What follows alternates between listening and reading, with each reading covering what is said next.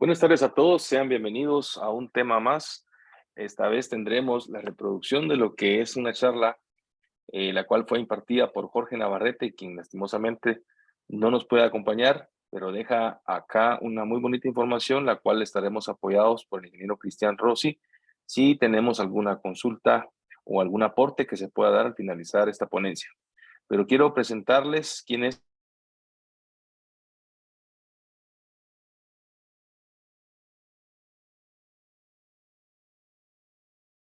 Jorge Navarrete. Él es chileno, ingeniero agrónomo, con un postítulo en gerencia como delegado técnico y comercial en empresas multinacionales de nutrición vegetal.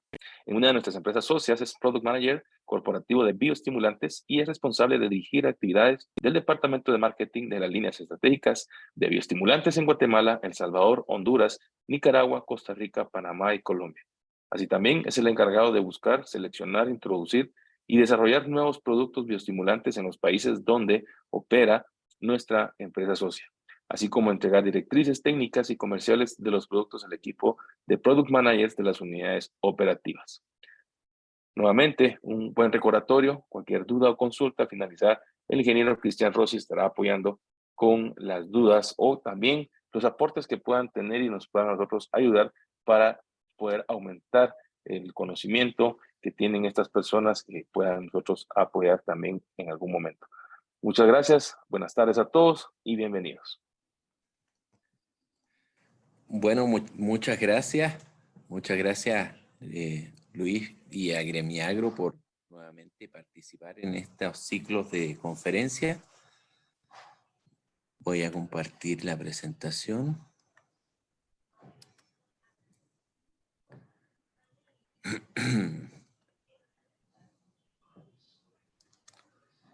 ¿Ahí se ve bien? Bueno. Muchas gracias por la presentación. Mi nombre es Jorge Navarrete, soy ingeniero agrónomo chileno.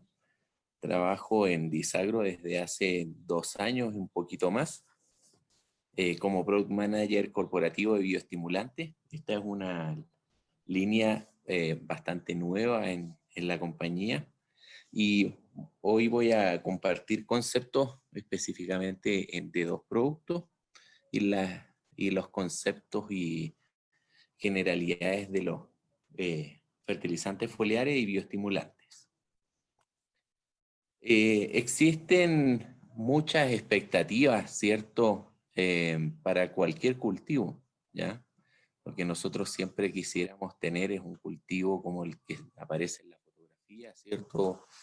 Que son prácticamente clones, ¿cierto? Todos creciendo al mismo tiempo, una forma rápida, equilibrada, ¿cierto? De homogeneidad, de calibre, en aspectos sanitarios óptimos, ¿cierto?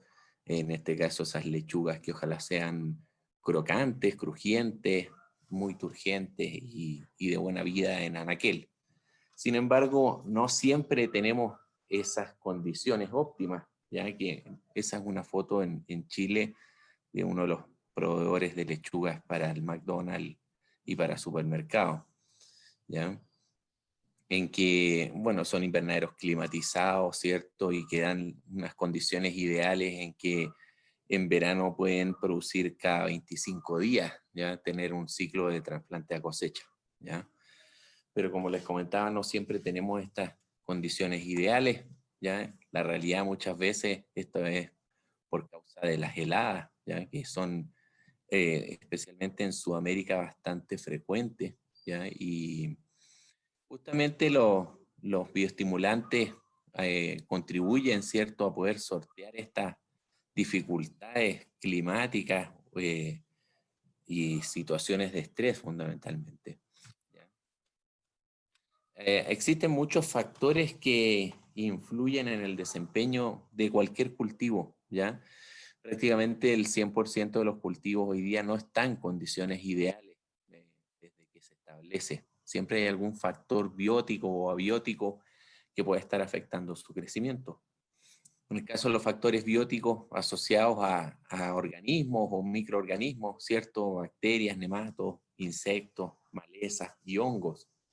¿Ya? Animales también puede ser considerados también como roedores, etc.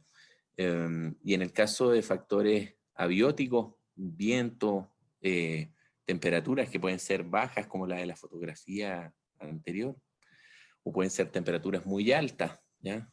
Problemas de salinidad en el suelo, problemas de metales pesados, problemas de humedad, ya sea exceso de humedad en el suelo o muy baja humedad, tanto en el suelo como en el ambiente, también son factores que contribuyen, ¿cierto?, para que el desempeño no sea el ideal. Nosotros tenemos que pensar que un cultivo necesita muchos factores para poder ser altamente productivo, ¿ya? De hecho, la naturaleza de las especies eh, no las hace, ¿cierto?, ser altamente productivas de por sí, ¿ya? Sino que es el ser humano el que desea que sea altamente productivo, ¿ya? Por lo tanto, son una serie de condiciones que van más allá de su ambiente natural, ¿ya? Las que necesitamos poder dar, entre ellas la fertilización, ¿cierto?, para poder producir en alto rendimiento. Dentro de todos los factores que inciden en el desempeño de un cultivo, el más difícil de manejar es el clima, ¿ya? Todos los otros factores son bastante más fáciles de manejar, ¿cierto? Hay algunas técnicas o estrategias que podemos incorporar para hacer este cultivo más rentable.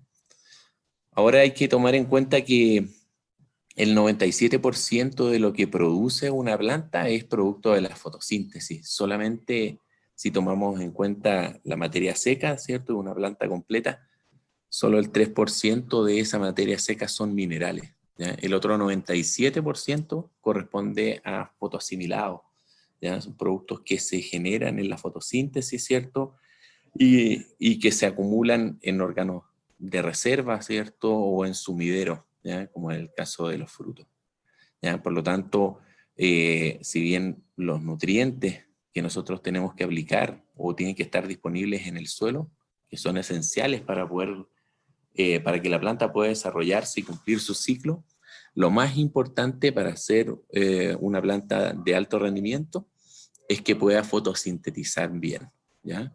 Pueden existir las condiciones para que esa fotosíntesis sea correcta, ¿cierto? Que la planta esté con los estomas abiertos, captando CO2, ¿cierto? Y transformándolo en moléculas asimiladas. Cuando nosotros necesitamos dar un apoyo al cultivo, ¿cierto?, aparte de la fertilización de suelo, nosotros podemos recurrir a los apoyos foliares. ¿A qué nos referimos con esto? Que son aplicaciones de formulados, ¿cierto?, en base a minerales o moléculas orgánicas o combinación de estas, ¿cierto?, que normalmente están disueltas en agua, asperjadas a las hojas, tallos o frutos de una planta o cultivo, ¿ya? Así podemos definir las aplicaciones foliares. Estas aplicaciones foliares, ya sea de correctores foliares o de bioestimulantes, siempre hay que considerar que son complementarias a la fertilización de suelo, ¿ya?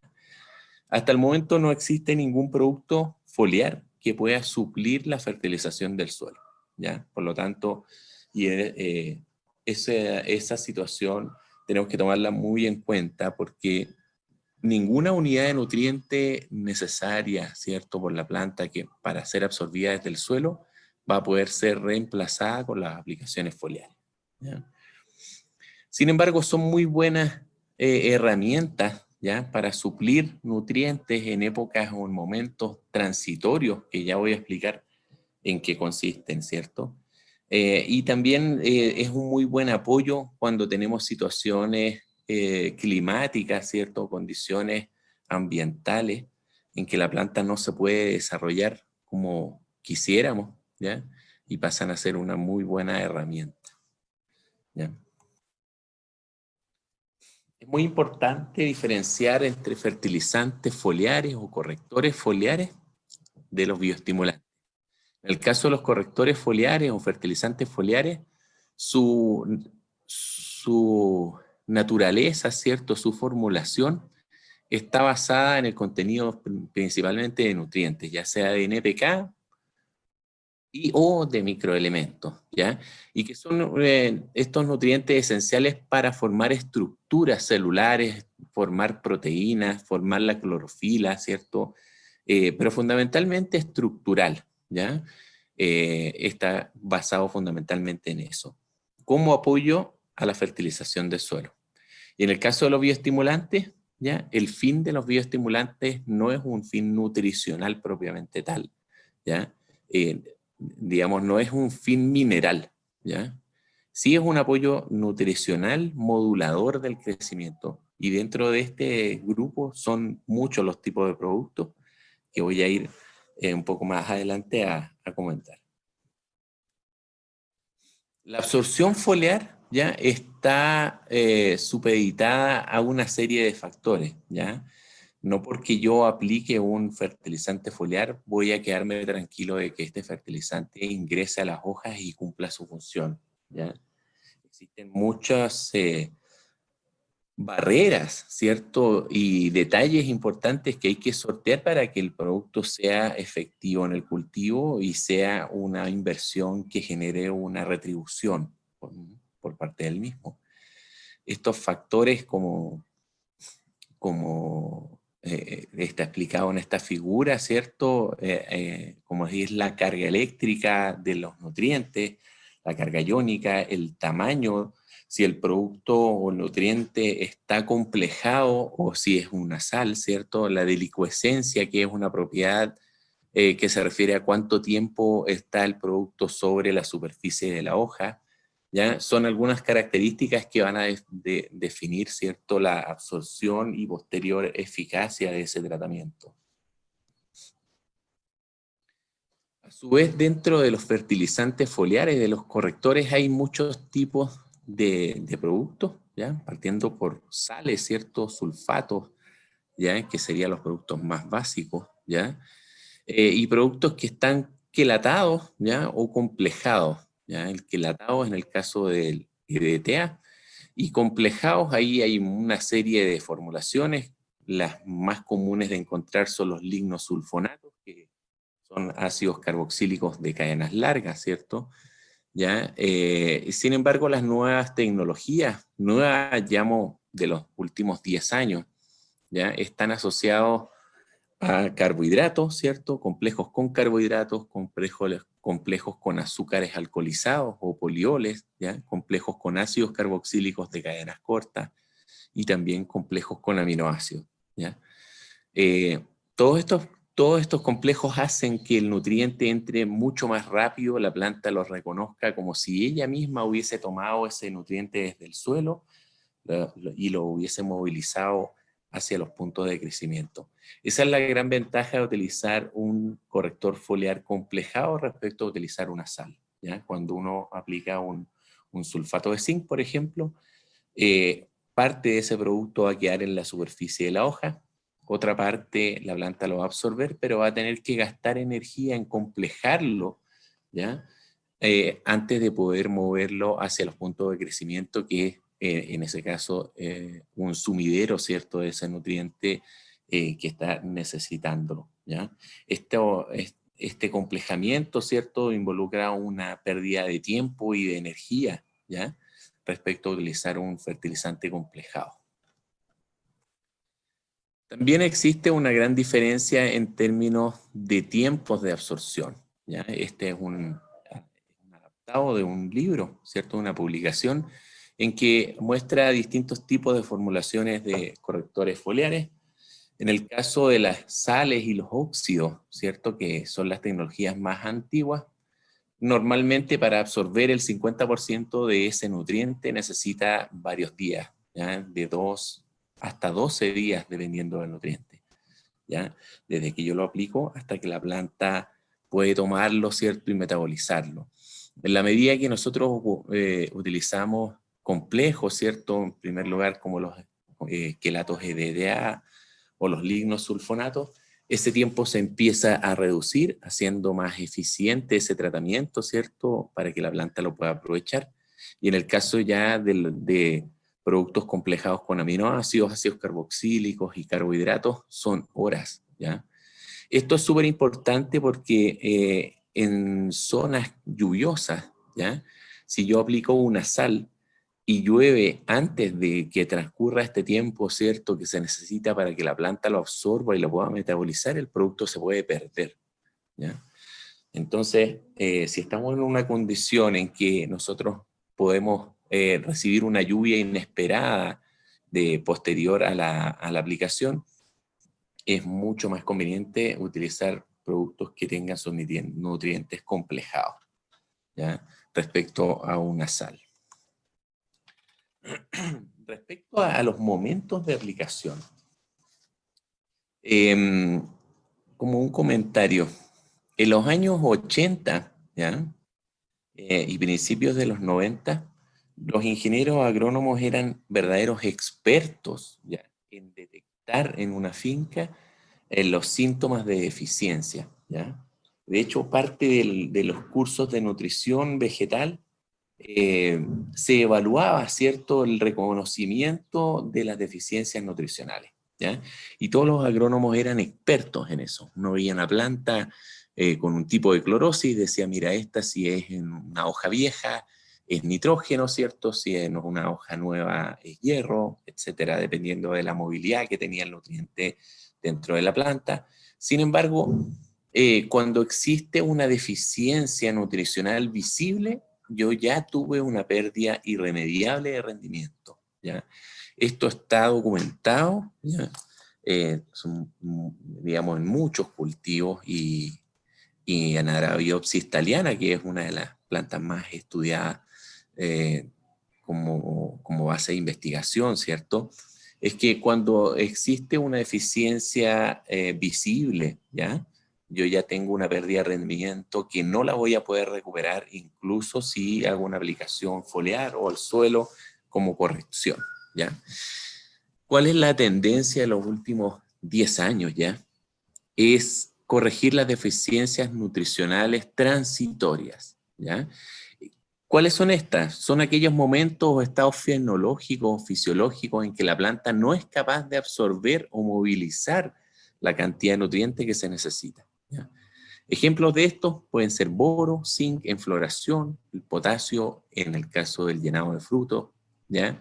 Me tocó ver hace algunos años atrás en Chile, en el norte de Chile, una plantación de uva de mesa, que era una uva con semillas, Red Globe, y estaba en un suelo con una alta carga de boro, ¿ya? Contaminado con un exceso de boro en una zona minera, ¿ya? Y resulta que existía un problema de cuaja, ¿ya? Luego de varios análisis y de expertos fisiólogos que se llevaron, porque era un campo bastante difícil de llevar, la recomendación de este fisiólogo fue aplicar boro al follaje, ¿ya? Lo primero que pensó el agricultor era si el tipo estaba loco, ¿ya? Porque decía, mira, hay síntomas visibles de toxicidad por boro en el follaje. Sin embargo, había problemas de cuaja. ¿Qué es lo que ocurría? Que esa variedad en esa zona tenía problemas de cuaja porque la planta, si bien mostraba síntomas de toxicidad por boro, no era capaz de mover todo el boro que se necesitaba para la floración, necesario para la formación del tubo polínico, ¿cierto? Y una buena cuaja. Y la recomendación fue aplicar un boro complejado, ¿ya? En esa ocasión era un boro complejado con polioles y mejoró la cuaja, ¿ya? Por lo tanto, existen deficiencias transitorias muy marcadas, ¿ya? Y que son aquellos que especialmente deben ser corregidos al follaje, ¿ya? A nivel hortícola, ¿cierto? Hortalizas de fruto, ¿ya? Hoy es muy común las aplicaciones de potasio, ¿ya? Sobre todo potasios en complejos, ¿ya? Como un complemento para el llenado de los frutos, ¿ya? Y eso también está demostrado, ¿cierto? Y está cada vez más creciente el uso de este nutriente de forma foliar como un complemento a la fertilización del suelo, ¿ya? Es lo que les comentaba hace un momento. Bueno, ahora respecto a los bioestimulantes, recién el año 2018 ya existe una definición oficial de los bioestimulantes, ya que está asociada a los efectos más que a la formulación propiamente tal. y que en términos resumidos es cualquier sustancia, ¿cierto?, que puede ser natural o orgánica o inorgánica, ¿cierto?, que aplicada a un cultivo es capaz de modular o estimular procesos biológicos, ¿ya?, fisiológicos, que mejoran la disponibilidad de nutrientes, optimizan su absorción, incrementan la tolerancia al estrés y mejoran la calidad de cosecha, ¿ya? Por lo tanto, aquí estamos dentro de un grupo muy grande de productos en que además pueden existir combinaciones entre ellos. Yo he separado los bioestimulantes en 5 grandes grupos. El primer grupo son los extractos de algas, que en términos resumidos, ¿cierto?, son potenciadores naturales del metabolismo. Un segundo grupo son los aminoácidos, que fundamentalmente se aplican como ahorro de energía, ¿ya? Y eso les permite, ¿cierto?, a las plantas salir de situaciones de estrés. Y también dentro de este grupo hay formulaciones con aminoácidos específicos, ¿cierto?, que pueden ser ya sea como un enraizador, ¿cierto?, o algunos otros orientados para el crecimiento de frutas. Un tercer grupo están las fitohormonas, ¿ya?, que son potenciadores químicos del metabolismo, son de alto impacto, son de un efecto muy rápido, muy violento, y que requieren bastante más cuidado que en los 2 grupos anteriores, porque en alta dosis pueden actuar como un herbicida, ¿ya? De hecho, existen herbicidas, ¿cierto?, en base a auxinas, ¿ya?, en que en alta dosis son un herbicida, pero en muy baja dosis pueden ser un potenciador químico, ¿cierto?, a actuar como un bioestimulante, ¿ya? Un cuarto grupo que está muy de moda hoy día son los microorganismos, ¿ya?, que pueden ser microorganismos propiamente tales, como las micorrizas, ¿cierto?, algunas bacterias, y los que están empezando a estar muy de moda son exudados de estos microorganismos, ¿cierto?, que son sustancias naturales que tienen efectos hormonales, ya llamados también prebióticos, ¿ya? Y que todavía están en fases de desarrollo, ¿ya? No existen muchas marcas de ellos, pero sí se están haciendo bastante de moda, especialmente en Europa, ¿ya? En el caso de las micorrizas es un hongo. Y como último grupo están los ácidos húmicos, ácidos fúlvicos y combinación de ellas, ya sea en formatos polvo soluble, en formatos granulares para aplicación directa al suelo y en productos líquidos, ¿cierto?, para aplicación por fertirriego. ¿Cuáles son los beneficios de aplicar bioestimulantes? Principalmente, en el caso de los aminoácidos, incrementar la tolerancia para resistir, ¿cierto?, y superar situaciones de estrés. En el caso de las algas, facilitar la asimilación de nutrientes, translocación y uso, ¿ya? Dentro de las algas también hay ciertos grupos que tienen un efecto importante para superar situaciones de estrés también, al igual que los aminoácidos. Existen combinaciones de estos, ¿no? Hay productos que tienen algas y aminoácidos en su composición, los hacen ser más versátiles, ¿cierto? Un segundo, vamos a esperar que pase la ambulancia.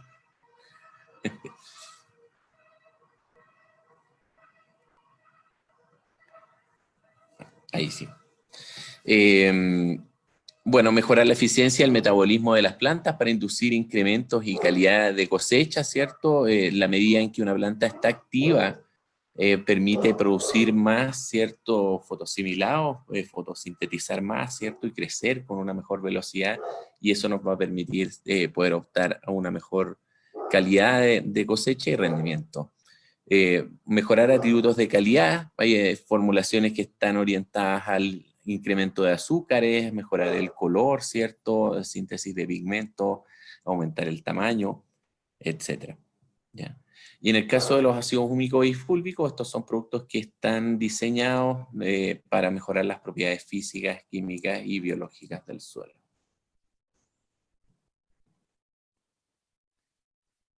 Vamos a pasar al primer grupo de productos, que estos son los extractos de algas. Ya, estos extractos de algas comenzaron a utilizarse en la década de los 50. Existen más o menos 10.000 especies de algas, 2.000 especie de algas café, ¿cierto?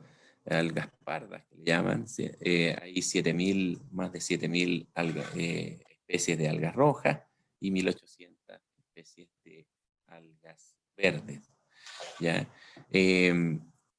Por mencionar algunas especies, está Ascophyllum, el Ascophyllum nodosum, que es la más importante, ¿cierto? Y es la que más se comercializa a nivel mundial. Sin embargo, hay otras especies que también se comercializan, como Macrocystis, Eclonia, Sargassum, Laminaria, Turbilea, Fucus, etc. ¿Ya? Ahora, dentro de los extractos de algas, lo importante, ¿cierto?, va a ser de qué especie se produce esta formulación, de la zona de extracción, la época de cosecha, la parte del alga utilizada, si fue utilizada alga fresca o alga seca, el método de extracción, si es una extracción alcalina o una extracción directa, ¿cierto?, por presión, ¿ya? Si es con temperatura o sin temperatura, y evidentemente la calidad de la formulación, si es que acaso lleva ayudante, ¿cierto?, emulsificante, estabilizante, si es que acaso se le añaden microelementos. Por lo tanto, lo que yo quiero decir es que no basta con saber que un producto es formulado por una especie de alga en particular, sino que el cómo se hizo esa formulación, ¿cierto?, en base a la materia prima y a las sustancias y procesos involucrados, van a ser el producto de gran nivel, ¿cierto?, o de un nivel más bajo. Si hablamos de Ascophyllum nodosum, esta es la especie más investigada y la más comercializada para uso agrícola a nivel mundial. Ya existen más de 2.500 artículos científicos que avalan la eficacia, ¿cierto?, de este tipo de formulaciones. ¿Ya? Es de uso muy masivo, muy creciente, ¿ya? Y es porque genera efectos positivos, ¿cierto?, efectos hormonales, nutricionales, antiestrés y también sanitarios en términos de inducción de resistencia. ¿Ya? Estos extractos de algas contienen una serie de sustancias, ¿cierto?, como las betainas, manitol, polifenoles, laminarias, fucano, ¿cierto?, que son sustancias que el alga, al crecer bajo situaciones de estrés, ¿ya? Esta es una alga que crece en muy pocas zonas, ¿cierto? Crece en la costa canadiense, en Noruega y en Irlanda solamente, ¿ya? Y en estas costas se caracterizan por dar una condición bastante hostil al alga en su crecimiento, que la obligan a producir naturalmente muchas sustancias como una reacción de estrés, ¿ya? Esta especie de alga crece en momentos de baja marea, alta marea, ¿cierto? Y con altas y bajas temperaturas dependiendo de la época del año, ¿ya? Y como les decía, esta particularidad de crecimiento hace que produzca, ¿cierto?, y acumule en gran concentración estas sustancias que nosotros al extraerlas, ¿cierto?, las aprovechamos en una formulación, ¿ya? Bueno, y ahí están un poco las funciones de cada uno de estos grupos, ¿ya? Porque no, en el caso de las betainas, por ejemplo, son muchas betainas las que se producen, ¿ya? Bueno, el efecto de la planta de las betainas, como dicen, es un soluto que alivia el estrés osmótico, ¿cierto?, por salinidad. En el caso del manitol, confiere flexibilidad y adaptación a fenómenos de estrés, tiene un gran efecto bioestimulante y también tiene un efecto complejante, ¿ya?, de nutrientes cuando este extracto de algas se acompaña de nutrientes, ¿ya? En el caso de los polifenoles son de alto poder antioxidante, por lo tanto, cuando una planta puede estar sometida a una alta radiación, alta temperatura, la planta es capaz de equilibrar su crecimiento y no perder el ritmo de brotación, ¿cierto?, de elongación y de división celular, ¿ya? En el caso de las laminarias, estimulan la síntesis de fitoalexina, ¿ya? Tienen un efecto antifúngico. En los últimos 5 años hay muchas publicaciones, ¿ya?, de los extractos de algas como inductor de resistencia, ¿cierto?, como una especie de fungicida preventivo, ¿ya? No quiere decir de que reemplace las aplicaciones de fungicidas, pero sí al combinarse con fungicidas se ha visto de que potencia el efecto, incluso permite espaciar un poco más los tratamientos, ¿ya? Y en el caso de los fucanos, tiene un papel importante en la respuesta del estrés biótico, ¿cierto? También con un efecto licitor en el metabolismo, ¿ya? Y producen también sustancias de respuesta a los mismos, ¿ya? Por lo tanto, junto con las laminarias, son compuestos que tienen un efecto de inducción de resistencia, ¿ya? Entonces, estos extractos de algas de Ascophyllum promueven el desarrollo del cultivo, optimizando la expresión de genes ante condiciones de climas adversos. De hecho, hasta no hace mucho tiempo se hablaba de que lo más importante de un extracto de algas de Ascophyllum noosum es su contenido hormonal. Yo sigo manteniendo eso, ¿ya? De hecho, es una serie de hormonas, muchos tipos de fitohormonas naturales que están presentes, auxinas, gibrelinas y citoquininas, ¿cierto? Naturales, ¿ya? En que su conjunto estimulan la planta, ¿cierto? Para que lleven un desarrollo óptimo. Sin embargo, se ha visto en el último tiempo en que lo más importante de este tipo de productos es que generan una expresión de genes, ¿ya? Y que hacen que la planta crezca mejor, ¿cierto? Y se fortalezca ante situaciones de estrés, ¿ya? Bueno, estos extractos también, como les decía, incrementan la actividad fotosintética, tienen funciones estructurales, metabólicas y de transporte, antioxidante y antiestresante. Al activar el metabolismo, si nosotros acompañamos un fungicida o insecticida sistémico junto con un buen extracto de Ascophyllum noosum, la sistemia de este pesticida se mejora y por lo tanto el tratamiento también es mucho más eficaz.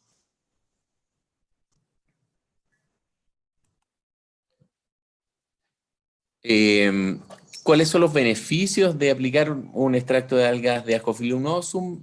Bueno, incentivan a la planta a producir sus propias hormonas, ya que estas fitohormonas naturales que contienen son arrancadores, ¿cierto? Hacen que la planta se active, ¿ya? Y produzca más fitohormonas internas, ¿cierto? Ya sea en los puntos de crecimiento aéreos y en el caso de las raíces también, ¿cierto? Contribuyen a la absorción y translocación de nutrientes presentes en el suelo. Una planta más activa va a absorber mejor el agua, ¿cierto? Y los nutrientes y el transporte de los mismos a través del floema, ¿ya? Genera un aumento de crecimiento del cultivo, mejora la germinación de semillas. De hecho, nosotros en nuestro extracto de algas, que se llama Biosmart Algae, lo recomendamos mucho para estimular la germinación y el vigor para tratamientos de semillas, ¿cierto? Ya sea semilla botánica como el de papa semilla, ¿no? Nos ha ido muy bien con esa indicación, ¿cierto? Y hoy son muchas las hectáreas que están tratadas con el producto para ese fin. También retrasa la senescencia. Esto no quiere decir de que exista un exceso de vigor. La idea es que el ciclo se cumpla en el tiempo que esa especie y esa variedad debiera, ¿cierto?, relacionarse con el clima de la zona donde se va a producir, ¿ya? Que no exista una senescencia adelantada, ¿ya? A eso se refiere.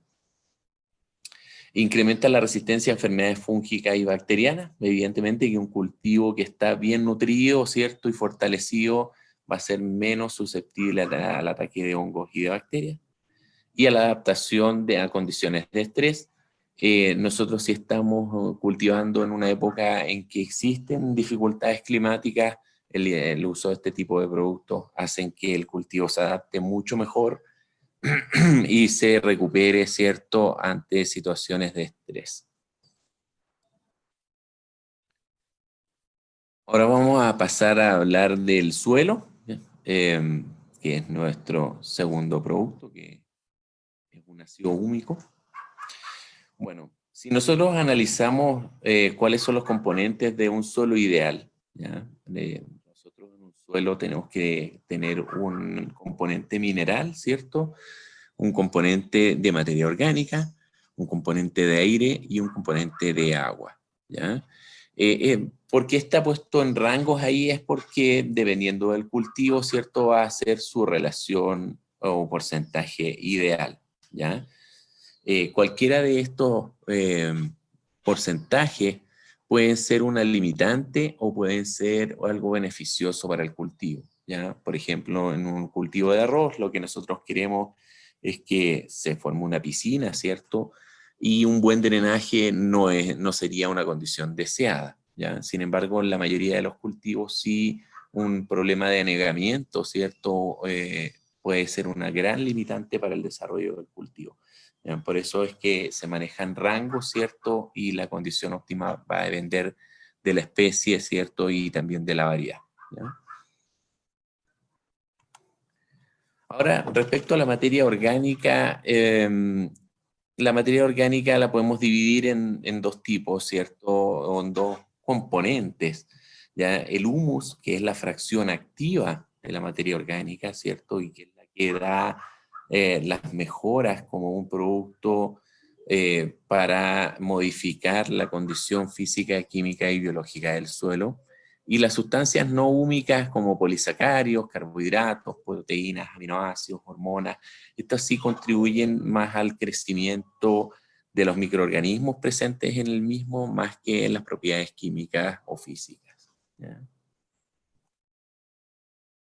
Ahora, como les comentaba, cualquier factor, cierto, relación de estos componentes que pueda estar alterado o que no esté en la proporción ideal para mi cultivo, se puede transformar en una limitante, ¿ya? Así, por ejemplo, aparece cuando un suelo está compactado, presenta una estructura débil en la mayoría de los cultivos, genera una asfixia radicular, pudrición radicular, ¿cierto? Y mayor ataque de enfermedades, ¿ya?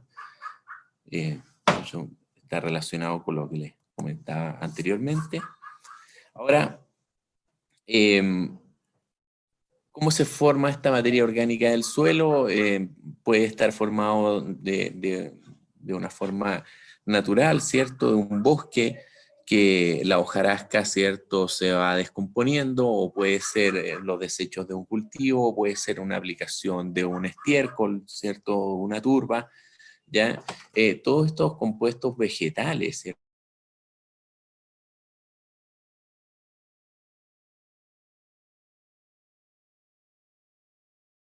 Elementos vegetales, humus, y este humus va a derivar en ácidos húmicos, ácidos fúlvicos y huminas, que serían las sustancias activas, ¿cierto?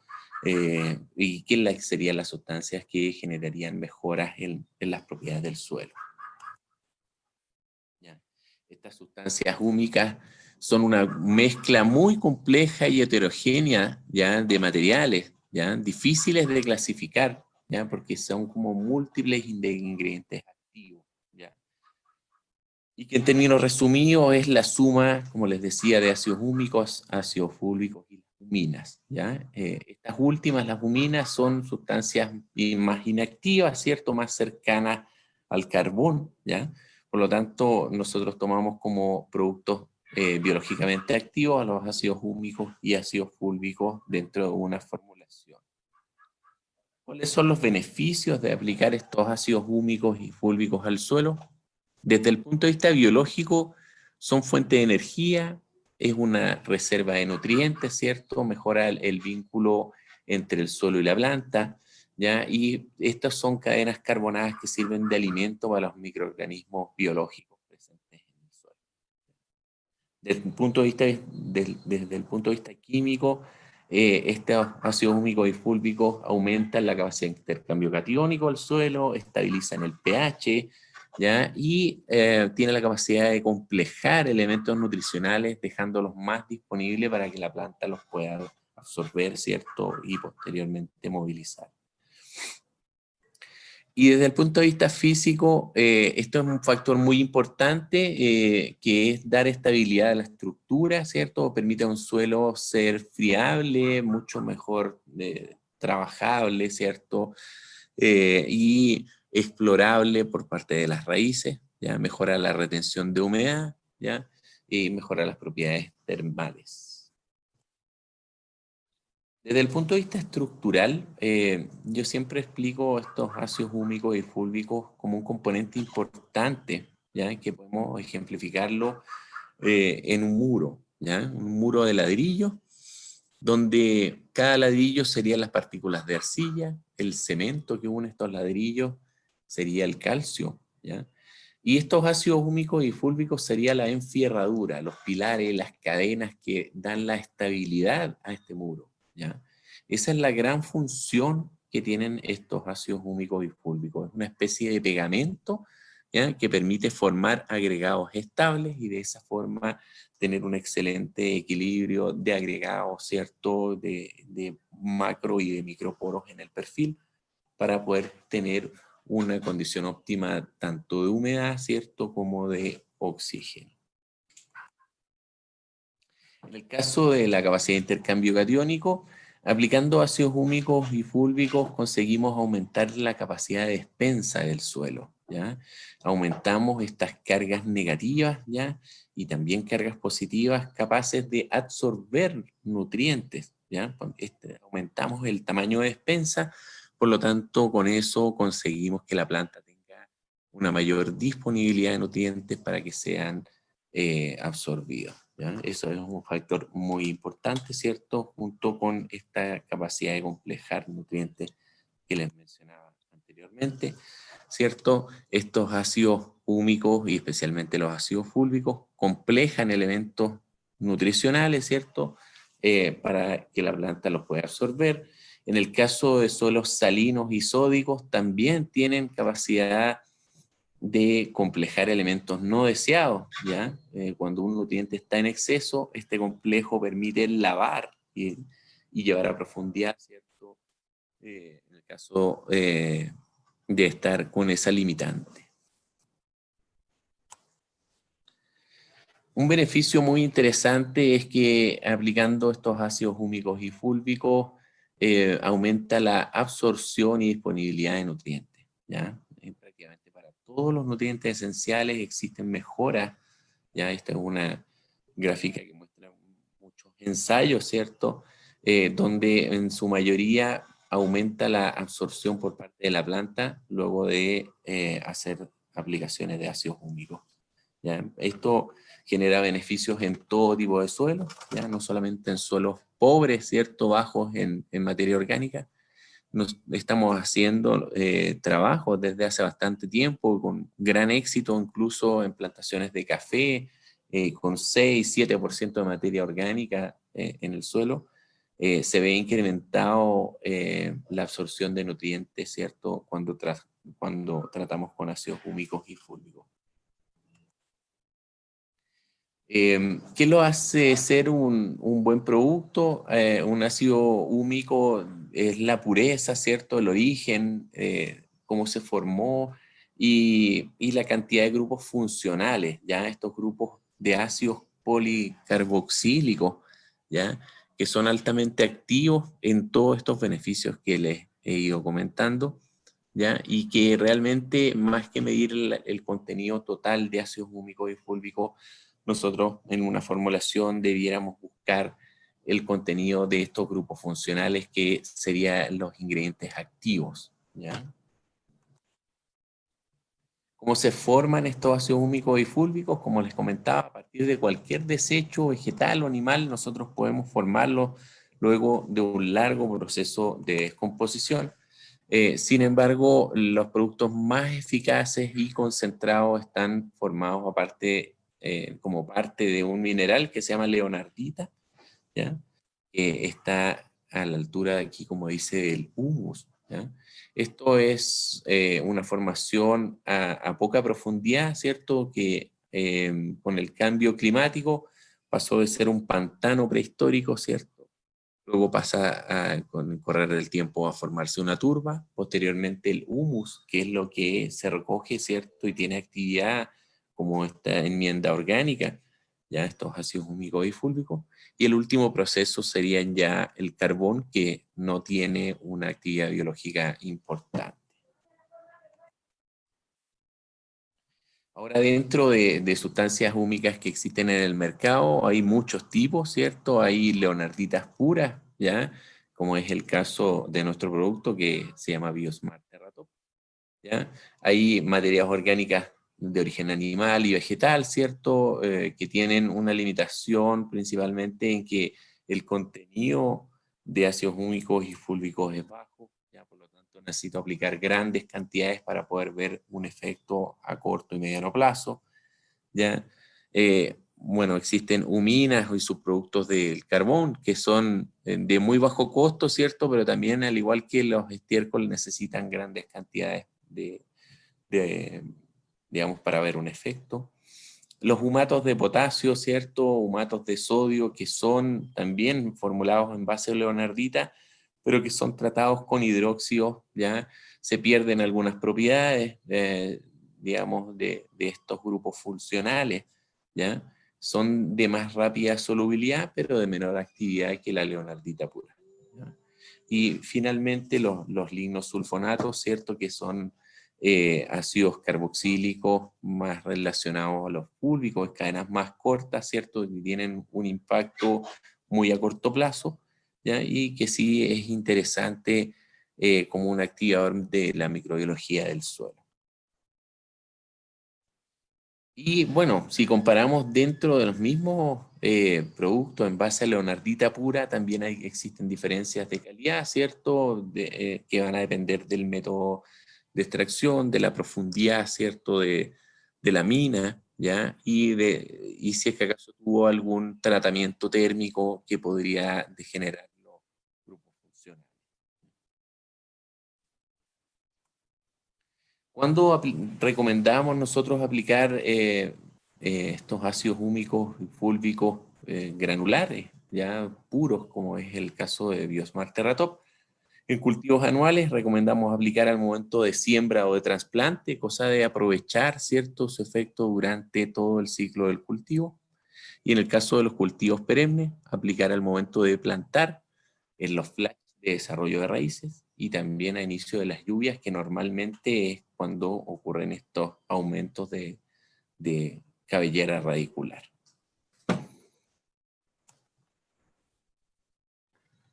Bueno, esa es mi presentación.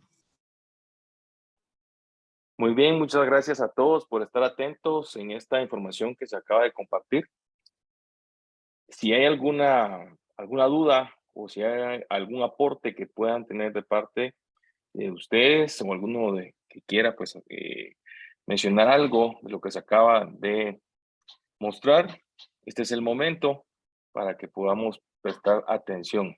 Muchas gracias a todos y nuevamente un agradecimiento al CENAP que nos da la oportunidad de llevar este tipo de capacitaciones, a todos los docentes, estudiantes, también para que podamos masificar la información que hemos venido preparando para todos ustedes. Vamos a dar un tiempo prudente y si no, pues vamos a dar por terminada este tema.